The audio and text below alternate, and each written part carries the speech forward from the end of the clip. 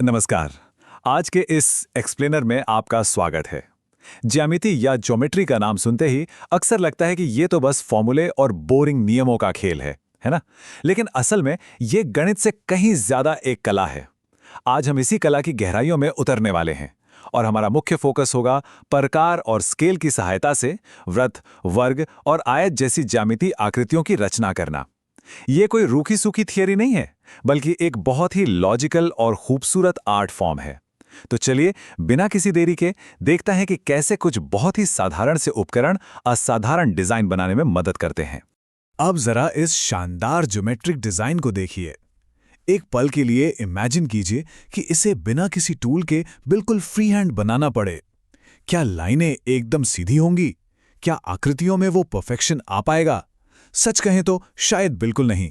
हाथ कांप सकते हैं और डिजाइन का बैलेंस बिगड़ सकता है। यहीं पर तो हमारे ज्योमेट्रिक टूल्स का असली जादू शुरू होता है।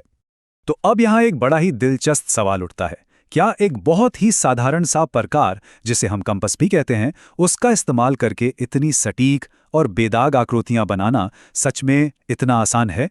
जहां इंसानी हाथ गलती कर सकते हैं, क्या वहां एक छोटा सा टूल वो सारी मुश्किलें हल कर सकता है? इसका जवाब है 100% हाँ। और आज हम बिल्कुल यही डिकोड करने वाले हैं। तो आइए जल्दी से देख लेते हैं कि आज के हमारे इस सफर का रोड मैप क्या होगा। सबसे पहले हम जानेंगे ज्यामितीय उपकरणों के बारे में, फिर वृत्त और उसके गुणों को समझेंगे। उसके बाद वक्र और लहरों की बात होगी, फिर आयत के कॉन्सेप्ट को क्लियर करेंगे और अंत में कुछ उन्नत रचनाओं पर नजर डालेंगे। तो चलिए शुरू करते हैं अपने पहले टॉपिक से, ज्यामितीय उपकरण। इन टूल्स का सही इस्तेमाल शुरू कैसे करें, यह जानना सबसे जरूरी है। कंपास को स्केल के साथ सेट करना इसका पहला कदम है।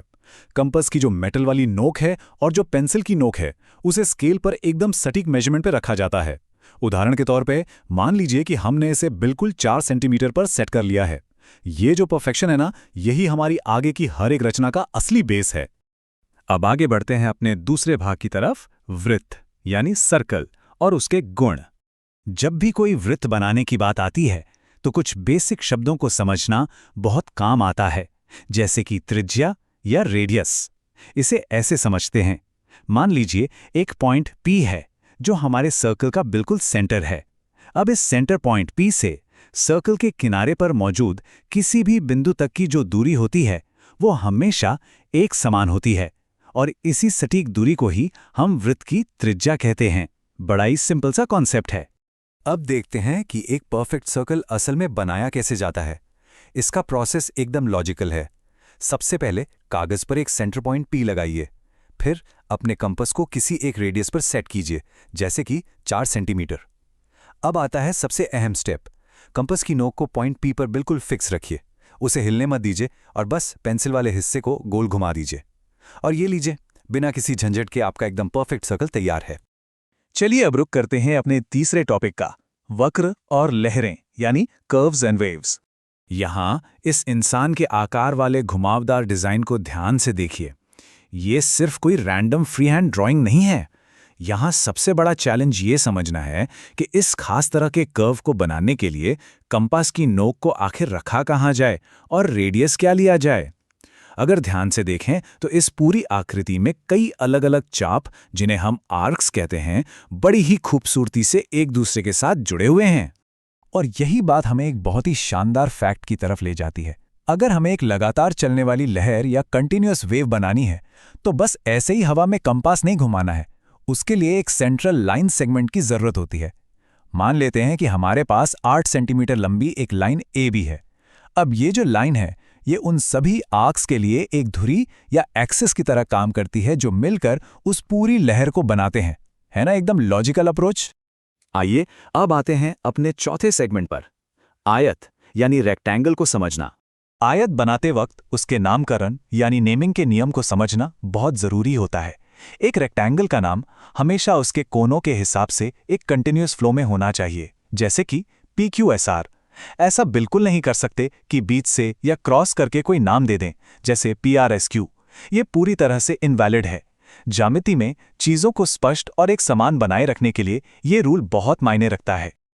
अब एक बहुत ही मजेदार लेकिन जरूरी फैक्ट देखते हैं। अगर किसी आयत को घुमा दिया जाए या थोड़ा सा टेढ़ा कर दिया जाए तो भी वो आयत ही रहता है। उसकी पोजीशन बदलने से उसके जो मैथमेटिकल गुण हैं वो बिल्कुल नहीं बदलते। उसके सारे एंगल तब भी 90 डिग्री के ही रहेंगे और आमने सामने की लाइनें हमेशा बराबर रहेंगी। शेप की आइडेंटिटी वही रहती है। और अब हम पहुंच गए हैं अपने 5वें और आखिरी टॉपिक पर, उन्नत रचनाएं या एडवांस्ड कंस्ट्रक्शंस। चलिए अब एक दिलचस्प चैलेंज लेते हैं। मान लीजिए कि हमें एक आयत बनाना है, लेकिन हमें उसकी चारों साइड्स की लंबाई नहीं पता। हमें सिर्फ इतना पता है कि एक साइड 5 सेंटीमीटर है और उसका एक विकर्ण, जिसे डायगोनल कहते हैं, वो 7 सेंटीमीटर है। अब सवाल ये है कि बिना किसी तुक्के या ट्रायल एंड एरर के हम वो बाकी के गायब कोने कैसे ढूंढेंगे? यहीं पर हमें एक बहुत ही कमाल की सलाह मिलती है। जब भी हम कोई कॉम्प्लेक्स ज्योमेट्रिक शेप बनाने जा रहे हों तो सीधा फेयर काम शुरू करने से पहले एक रफ स्केच बनाना हमेशा समझदारी होती है। एक रफ ड्राइंग बनाने से हमें ये विजुअलाइज करने में मदद मिलती है कि हमारी फाइनल आकृति कैसी दिखेगी और हमें शुरुआत आखिर कहाँ से करनी है। और यहीं पर हमें अपनी इस मुश्किल का एक बहुत ही लॉजिकल और जादुई सा समाधान मिलता है। आयत का वो खोया हुआ कोना खोजने के लिए हम कोई अंदाजा नहीं लगाएंगे, बल्कि हम अपने कंपास का इस्तेमाल करेंगे। हम कंपास को 7 सेंटीमीटर पर सेट करते हैं, जो कि हमारे डायगोनल की लंबाई है। फिर उसकी नोक को पॉइंट डी पर रखकर एक आर्क बनाते हैं। ये आर्क हमारी लाइन को जिस पॉइंट पर कट करता है ना, बस वही हमारा एकदम सटीक कोना है। हमने तुक्केबाजी को हटाकर प्योर लॉजिक का इस्तेमाल किया। तो आज के इस पूरे एक्सप्लेनर से हमने क्या क्या सीखा, आइए जल्दी से समराइज करते हैं। पहला, एक सर्कल की बाउंड्री पर मौजूद हर पॉइंट उसके सेंटर से बिल्कुल एक समान दूरी पर होता है। दूसरा, एक कंपास की मदद से हम बिना किसी चूक के एकदम परफेक्ट आर्क्स बना सकते हैं।